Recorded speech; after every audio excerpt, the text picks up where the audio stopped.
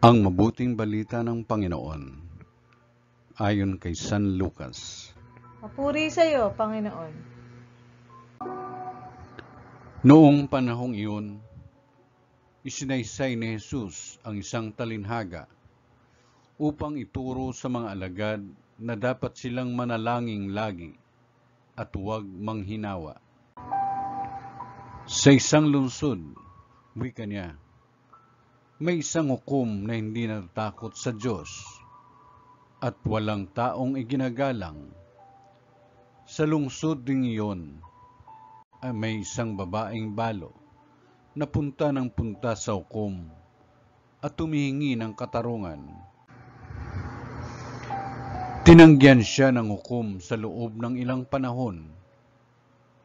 Ngunit nang malaunan ay nasabi nito sa sarili, bagamat hindi ako natatakot sa Diyos, ni gumagalang kanino man, igagawad ko na ang katarungang hinihingi ng babaeng ito, sapagkat lagi niya akong ginagambala. Baka pa ako mainis sa kapaparito niya. At sinabi ng Panginoon, narinig ninyo ang sinabi ng masamang hukom.